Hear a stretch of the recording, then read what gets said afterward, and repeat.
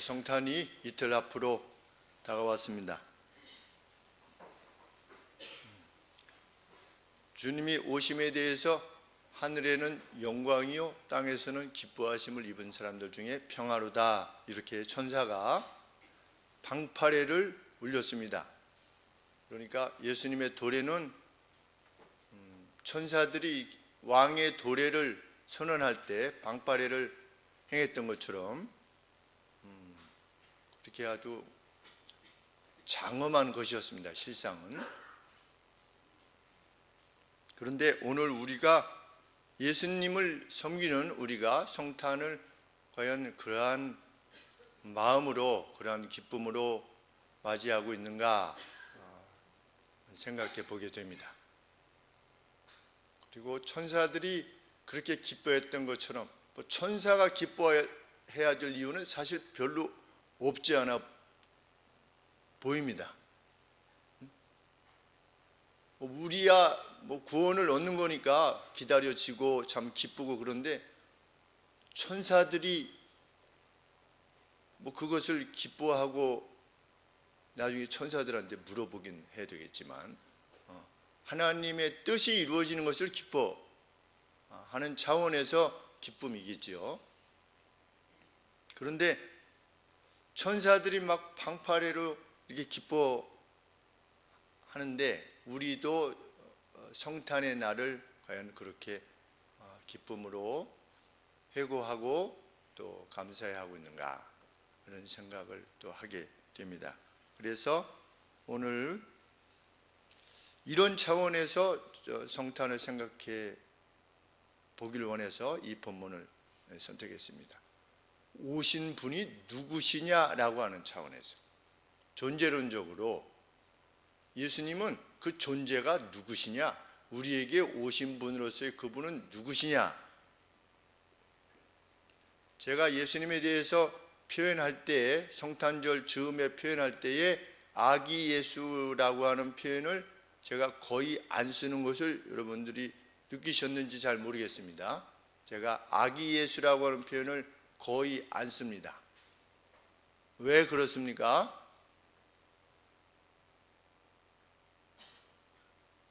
성경이 그렇게 말하고 있기 때문입니다. 성탄절은 예수님의 생일이 아니라 예수님이 도래하신 날이다, 오신 날이다. 그 예수님은 언제부터 계셨던 분이냐? 태초에 계셨던 분이시다. 1장 1절이 그 말씀입니다. 태초에 말씀 제1원인자로서 세상을 만든 그 어떤 존재, 로고스를, 그리스말 로고스를 한글로 바꾸면 말씀으로 번역이 됩니다. 태초에 로고스가 태초에 제1원인자이신 그 누가 존재했다는 거지요. 그런데 그 로고스는 하나님과 함께 계셨다. 그러면 이 로고스는 누구입니까? 곧 하나님이십니다. 그러면 오신 예수님이 누구시냐? 하나님 자신이시다.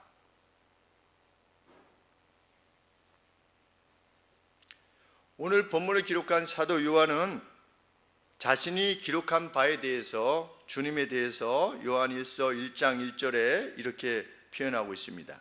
태초부터 있던 생명의 로고스에 관하여는 우리가, 복수지요, 우리가 들은 바요, 그분으로부터 들었고 눈으로 보았고 주목하고 우리 손으로 만져보았다.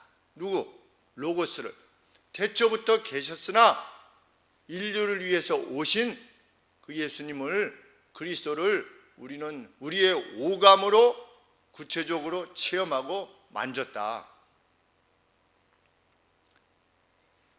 사도 요한과 함께 예수님의 곁에 있었던 베드로 사도 역시 베드로후서 1장 16절에서 이렇게 표현했습니다. 우리 주 예수 그리스도의 능력과 강림하심을 너희에게 알게 한 것이 공교히 만든 이야기를 잘 꾸며낸 이야기로 만든 것이 아니요 우리는 그의 크신 위엄을 친히 본 자라. 이렇게 말하므로 우리가 나 요한이 나 베드로가 증언하는 바가 명백한 팩트라는 겁니다. 그것을 분명히 했습니다. 이후에 그들은 이 같은 자신들의 증언을 위해서 순교했습니다. 초대교회 기록을 보면 11사도가 순교했습니다. 사도 요한만 제외하고, 사도 요한도 나중에 어떻게 되었는지는 알 수 없지만 나머지 11명이 교회의 전승에 의하면, 기록에 의하면 순교했습니다. 그들이 자신이 증언하는 증언의 내용을 위해서 순교했다는 사실은 자신이 증언하고 있던 내용들이 명백한 사실이라는 것에 대한 증거가 될 것입니다. 교회는 그렇게 2000년을 이어왔습니다. 그런데 그 요한이 주님의 도래, 이 성탄에 대해서 뭐라고 말씀하고 있는가? 태초에 하나님과 함께 계셨던 그 하나님이 오신 것이다. 1절에 이 말씀은, 이 로고스는 곧 하나님이시니라. 이 말씀이, 이 로고스가 하나님과 함께 계셨으니 서로 다른 존재지요. 이 말씀은 곧 하나님이시니라. 다른 존재로서, 성부와 다른 존재로서 존재하시지만 그 본질이 태초에 계심으로 하나님 자신이시다. 어떤 신적인 랭크 자체가, 어떤 그 지위 자체가 하나님이시라는 겁니다. 누가? 성탄에 오신 예수 그리스도께서. 그래서 우리는 무엇을 거부하는 겁니까? 마리아가 늘 예수님과 함께 있을 때 어떤 그림으로만 표현되고 있습니까? 예수님을 조그맣게 만들어 놓는 겁니다. 항상 아기 모양으로. 왜 그렇습니까? 마리아를 여신화시키는 겁니다. 당대의 여신의 사상이 있었기 때문에. 그래서 우리는 그것을 배격하고 거부하는 것입니다.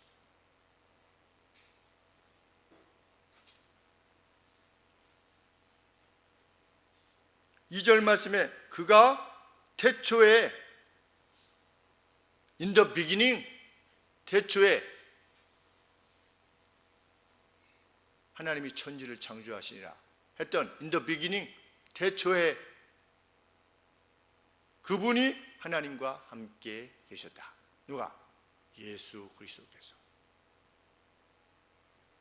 그런데 이것은 주님의 도래를 예언했던 주전 800년 전 선지자 미가의 예언과 동일한 내용입니다.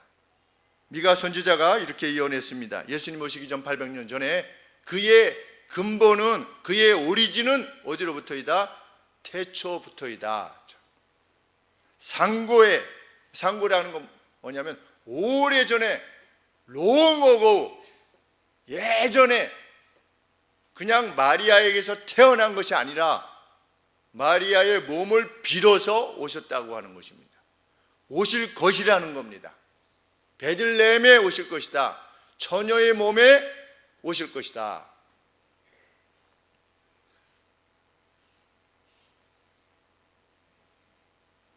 요한은 예수님을 초반에 어떻게 이해했습니까? 랍비 정도로 이해했습니다. 랍비. 그래서 그 랍비의 그 지도를 받으면 그 랍비가 누렸던 영광을 자기들도 다 받게 되는 그러한 차원에서 그 요한의 엄마가 치맛바람까지 일으키면서 예수님한테 내 두 아들을 하나님 나라에 임하시면 이루어지면 좌우에 앉게 해 주옵소서 라고 할 만큼 예수님을 랍비 정도로 이해했습니다. 누구로 이해할 수가 없었습니까? 태초에 계셨던 로고스로 이해할 수 없었습니다.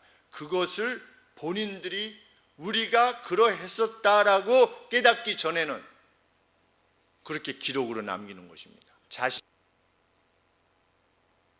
그것은 마치 태양이 500원짜리 동전보다 작게 보입니다. 높이 떴을 때는 한 100원짜리 정도로 태양이 보입니다. 멀리서 볼 때 그렇습니다. 2000년 전에 오신 예수님을 생각할 때 우리가 무엇이 생각나십니까? 마구간 생각나시고, 또 구유, 우리 머릿속에 그리는 말 먹이통 생각나고, 그 지푸라기 좀 생각나고, 그 정도지요. 우리가 예수님을 생각할 때 하나님의 영광으로서 예수님이 생각나기보다 그 구유에 누이신 어린 아기가 주로 생각이 납니다. 마치 태양을 바라볼 때 500원 정도로 보는 것입니다. 아, 그때 오셨었지 정도로. 그런데 천사들은 방파레를 외친 것입니다. 태양이 우리 지구보다 몇 배 크다고 합니까? 6,000배 크다고 그러지요.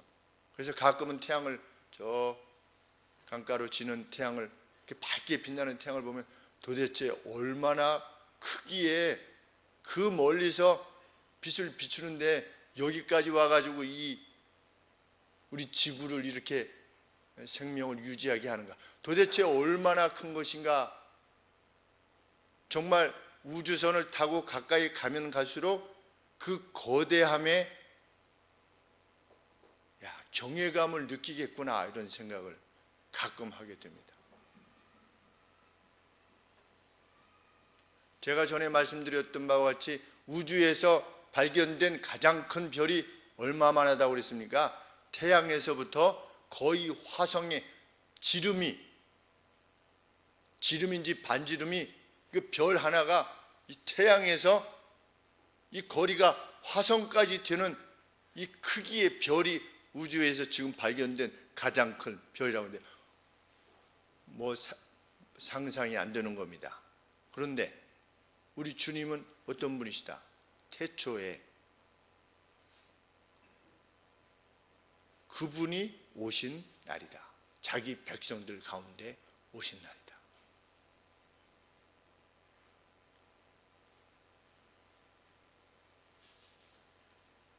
요한도 가까이 3년 동안 지켜보았지만 마지막 예루살렘에 이제 십자가에 달려 돌아가실 때 내가 이제 들어가서 고난을 받은 다음에 죽었다가 다시 3일 만에 살아날 것이다, 이렇게 말했는데도 제자들인 우리는 믿지 못하였었다. 그냥 랍비 정도로 이해했었다. 그런데 주님의 부활과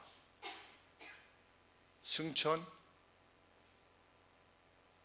이후에 성령의 감동, 성령의 역사, 이것을 보고 구약의 예언들이 어떻게 성취되었는가에 대해서 다시금 확인하게 됐을 때 우리가 가까이서 만지고 보았던 그분이 바로 창조주 하나님이시라는 사실을 확인할 수밖에 없었다. 이렇게 지금 기록하고 있는 것입니다. 우리 주님은 잡신 정도가 아닌 것입니다. 우리가 섬기는 하나님은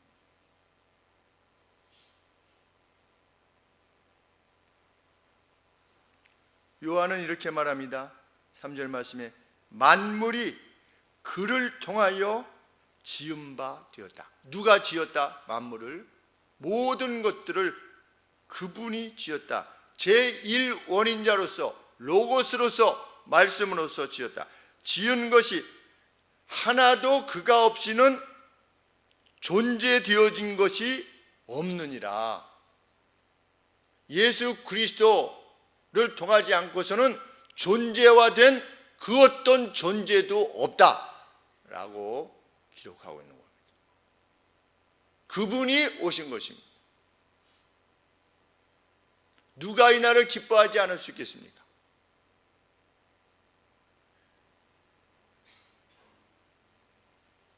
사절 말씀에 그 안에 생명이 있었으니 이 생명은 사람들의 빛이라. 매우 어려운 표현입니다. 정말 어려운 표현입니다. 쉽게 읽어갈 수는 있습니다. 그 안에 생명이 있었으니 무슨 의미겠습니까?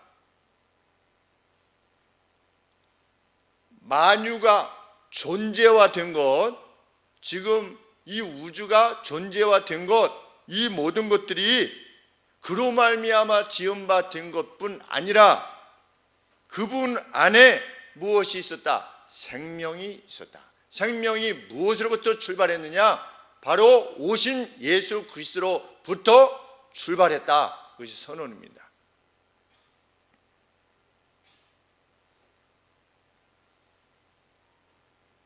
그 시작이 있었으니 이렇게 표현하고 있죠. 있었으니 과거 시제로 안에 자리라고 하죠. 우리 사람이. 그런데 이 신비에 대해서 자각하기는 매우 어려운 것 같습니다. 우리가 유기물과 무기물의 조합인 우리 육체가 살아 움직인다는 거.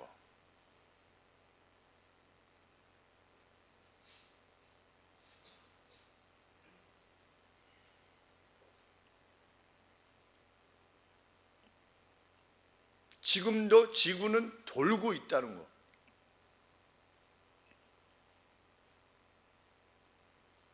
사도 바울은 만물에 하나님의 살아계심을 분명히 드러내 보여주었다. 하나님께서 증거를 주시지 않은 것이 아니라 인간이 어두워져서 그것을 깨닫지 못할 뿐이고 의도적으로 반역할 뿐이다 라고 할 만큼 이 생명이라는 것은 정말 신비합니다. 그 안에 생명이 있었었다. 이 생명은 사람들의 빛이라. 이건 또 무슨 말인가?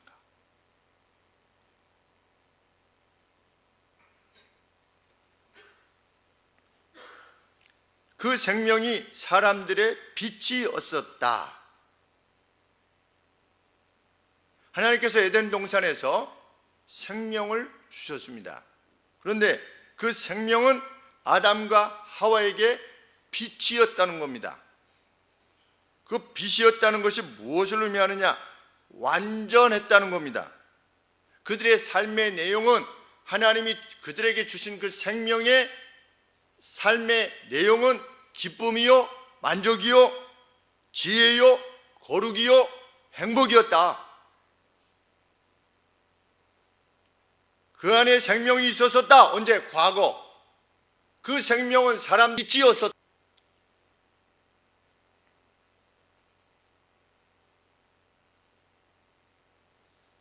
그래서 아담은 모든 생물들에게 이름을 지어줄 만큼 완전히 지혜로운 존재였다.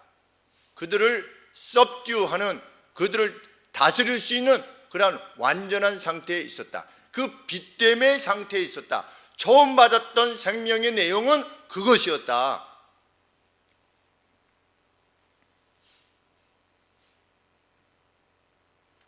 그런데 왜 그것이 과거 시제로 언급되어지는 것입니까?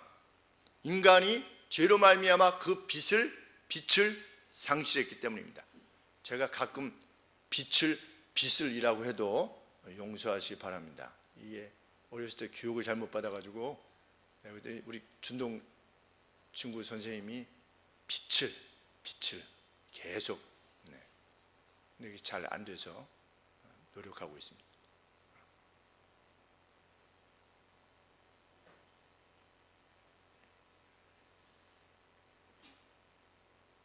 성탄은 무엇이냐? 5절 말씀에 그들이 잃어버렸던 그 빛,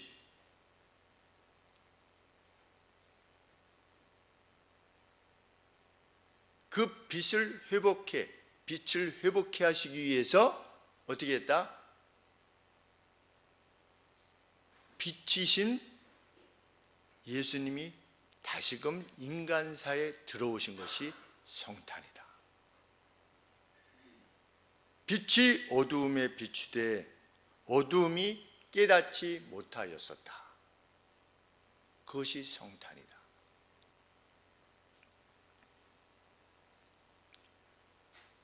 하나님께서 에덴 동산에게에서 원래 주셨던 그 빛을 상실해서 어둠과 사망 가운데 놓여있던 그들에게 그 주인이 오신 것이, 그것이 성탄이다. 과거 에덴 동산에서 아담과 하와는 어땠습니까? 그들은 하나님과 동행했습니다. 그래서 어둠이 결코 그들을 영향 주지 못했습니다. 그런데 죄로 말미암아 빛이 상실되고 어둠이 그들에게 임했습니다. 이에 하나님께서 뱀에게 선언하셨습니다. 여자의 후손이 너의 머리를 짓이겨 버릴 것이다. 너의 머리를 상하게 할 것이다.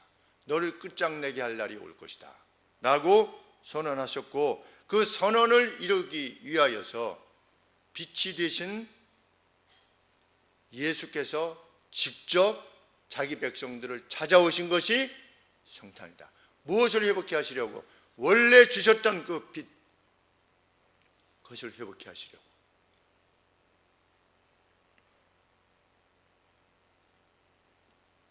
우리 요한계시록에 보면 그 나라, 하나님의 나라에는 뭐가 필요 없다? 해와 달이 필요 없다. 우리 주님의 영광이 비칠 것이기 때문이다.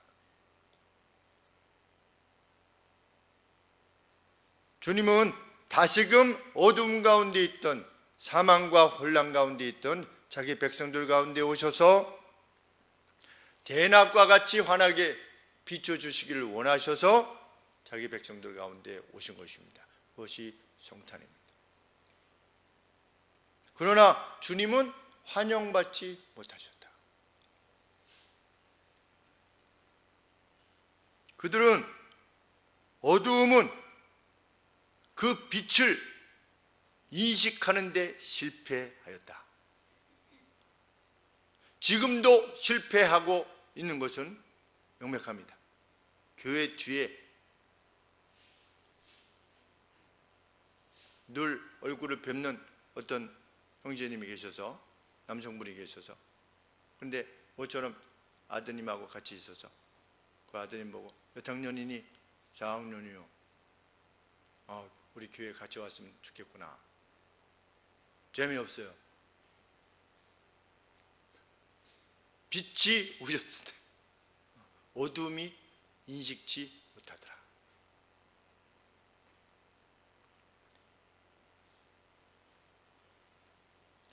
누구도 그 식별에 있어서 차이가 없으리만큼 아무도 예수님을 영접하지 아니하였다.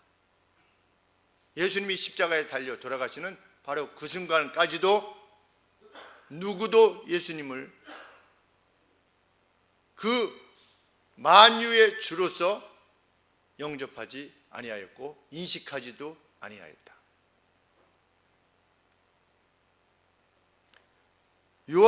세례 요한은, 이 요한복음을 기록한 요한 말고 세례 요한은 27절에 보시면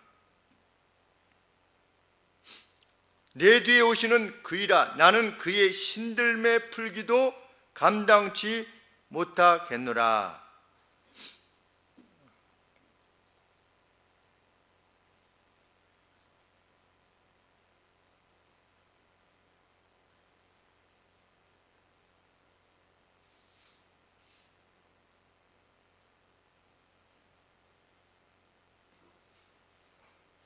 자신하고 지위가 다르다는 겁니다.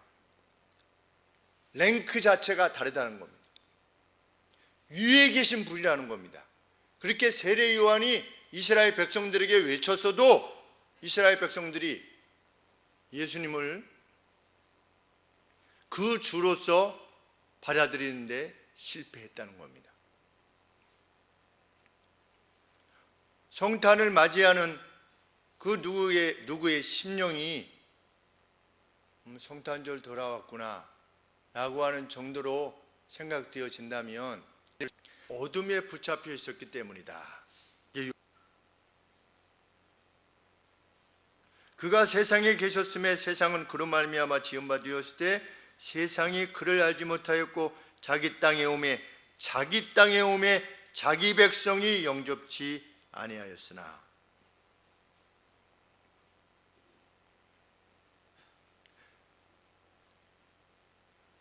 자기 백성이 영접치 아니하였으나 그래도 왕이 오셨다.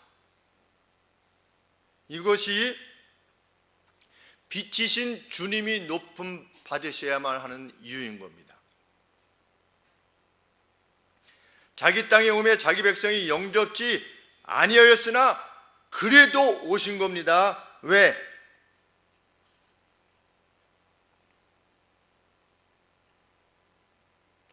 영접하는 자 곧 그 이름을 믿는 자들의 수만큼 하나님의 자녀가 되는 권리를 주시기 위해서 오셨다. 여기서 권세란 right, 권리를 말하는 겁니다. 왜 그 주님은 오셨는가? 예수 그리스도를 영접하는 자의 수만큼이나 누구든지 영접하는 사람은 누구나 하나님의 자녀가 되는 권리를 주시기 위해서 오셨다. 아무도 예수님을 영접하지 않았음에도 불구하고 오셨다는 겁니다. 그분은 누구냐? 천지를 창조하신 분이시다. 그분은 누구냐? 빛을 주셨으나 그 빛으로부터 멀어진 자기 피조물을 불쌍히 여기시고 긍휼히 여기시는 분이시다. 그래서 그 긍휼히 여기심을 인하여서 자기 백성들 가운데 오시기를 원하셨는데 자기 백성들은 그 누구도 자신을 영접하지 아니하였다. 그럼에도 불구하고 이 주님은 오신 것이다. 무엇을 목적하여 오신 것이냐?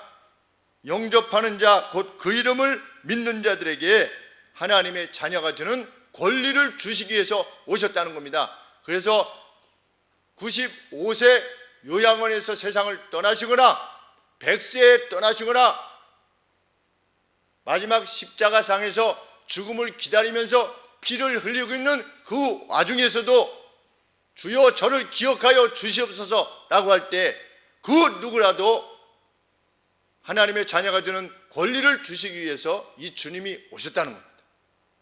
그것이 주님의 도래요 성탄입니다.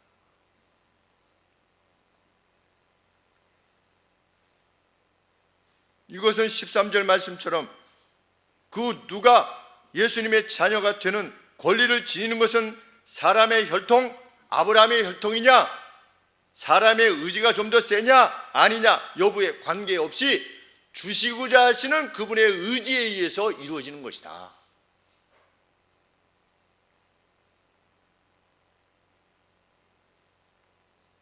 그 로고스께서 육신이 되어 우리 가운데 체류하심에 우리가 그의 영광을 보니 누가? 요한과 베드로와 이 사도들이 그분의 영광을 보니 아버지의 유일한 영광이요. 여기서 독생자라고 하는 표현이 원문의 이 헬라어를 찾아보니까 영어로 only, 유일한, 영어로는 begatten이라고 하는 단어를 써서 독생자, 그러니까 유일한 아들이라고 하는 표현을 쓰는데 참 본래의 것을 드러내는 데는 좀 한계가 있는 것 같습니다. 왜냐하면 유니크하다 이런 표현을 썼기 때문입니다. 유니크하신 가시다, 유니크하다. 아주 그것을 한글로 무엇이라 표현할지 모르겠습니다. 하나님이신데 유니크한 하나님이신 겁니다. 우리가 그분의 영광을 보니 아버지로부터의 유니크한 영광이요. 우리가 아버지의 영광이라는 것, 성부의 영광을 지니신 분이라는 것이지요. 그런데 은혜와 진리의 충만이더라. 오신 예수님을 정체성이 뭐냐? 은혜와 진리의 충만이더라.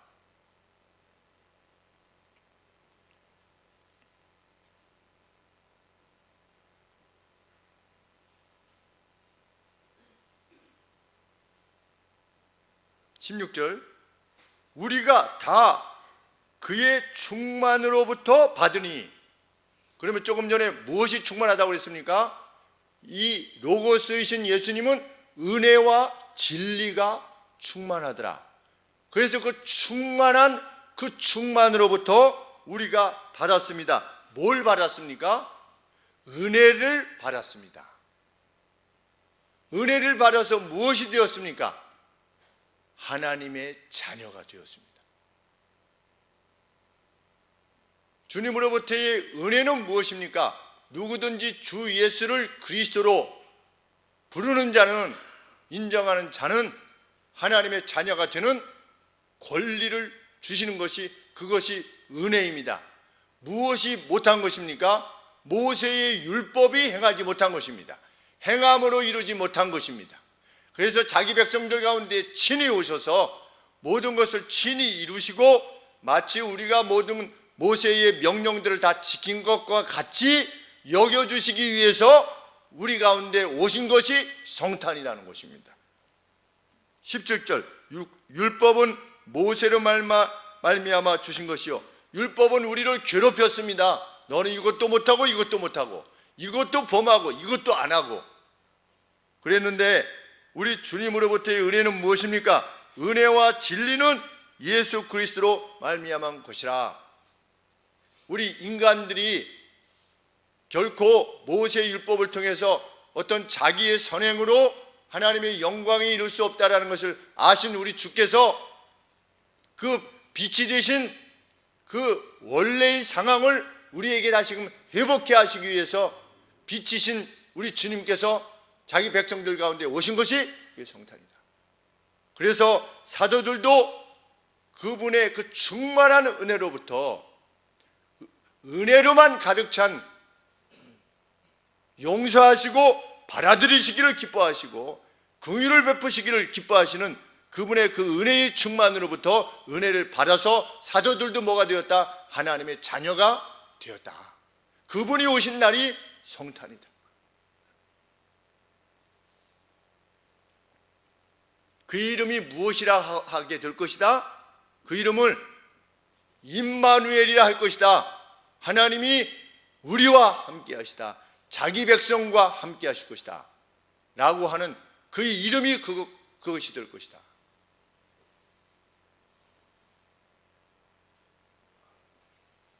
(18절) 말씀에 본래 하나님을 본 사람이 없으되 아버지의 품속에 있는 이 유닉하신 하나님께서 하나님이 누구신가를 드러내셨다. 이것을 통해서 우리가 섬기는 하나님이 도대체 누구신가를 세상에 드러내셨다.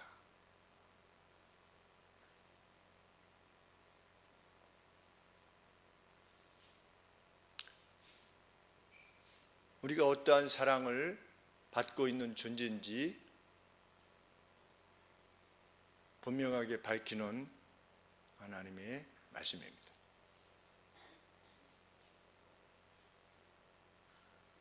우리가 존재의 근원 되신 분을 섬기고 있다는 사실, 그리고 그 존재의 근원 되신 그 주님은 아무도 영접치 않는 그런 가운데서도 하나님의 열심으로 오셔서 자기 백성 가운데 빛을 비추시기를 원하셨다는 것. 그것이 우리 일생에 끼치는 바가 지극하리라 확신합니다. 우리는 그의 백성들입니다.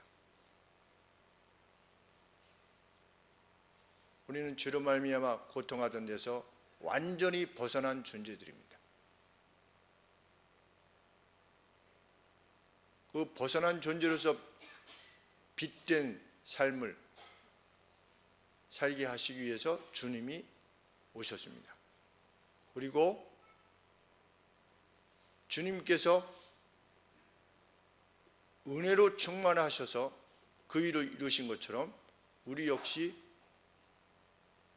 은혜를 입은 자로서 은혜에 충만하여 이 땅을 살기를 소원하십니다. 그것이 우리가 남은 인생을 살아가는 인생의 목적이 될 것을 확신하는 사람이 하나님의 사람일 것입니다.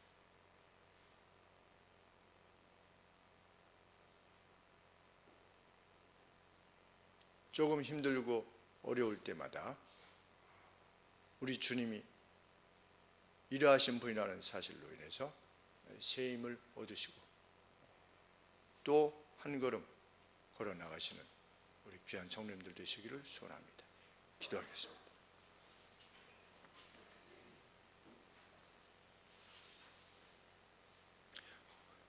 원래의 생명과 원래의 빛을 주시기 위해서 자기 백성들 가운데 도래하신 주님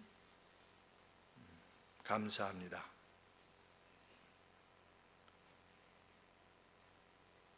인생의 방향이 이미 우리에게 결정되어 있음을 인하여서 감사합니다. 그것을 깨닫게 해주셔서 감사하고 계시해 주실 때 그것을 받아들일 수 있는 그 심령을 주심을 감사합니다. 하나님, 이 길을 위해서 하나님께서는 무수히 많이 우리의 심령을 두드리셨을 것이며 무수히 많은 영혼들로 하여금 그들의 입술을 통하여 그들의 수고와 헌신을 통하여 오늘 우리에게 이러한 상황을 복됨을 허락해 주셨으리라 믿습니다. 하나님, 이후로 저희들도 우리의 주인이신 주님의 주인 되심을 가슴에 품고 살아갈 수 있도록 도와주시옵소서. 살리는 일에만 일생을 드리는 저희가 되게 하여 주옵소서. 그 누구의 어두움을 걷어내는 일에 마치 주님께서 십자가에 자기의 생명을 내어주셨듯이 오셔서 그 비천함을 감내하셨듯이 오히려 자신의 피조물에 의해서 죽임을 당하는 그러한 결코 있어서도 안 되고 있을 수도 없는 그러한 희생을 감당하신 것처럼 저희들도 하나님 주어진 생애 가운데 우리 주님을 본받아 살게 하여 주옵소서. 성탄의 날에 하나님 그 확신이 기뻐지게 하시고 그 같은 것이 참으로 인생이 살아가야 될 길임을 밝혀주신 주님의 도래로 인하여 성탄을 가슴 깊이 기뻐하며 맞이하는 이 거룩한 시절이 될 수 있도록 도와주시옵소서. 예수 그리스도 이름으로 기도합니다. 아멘.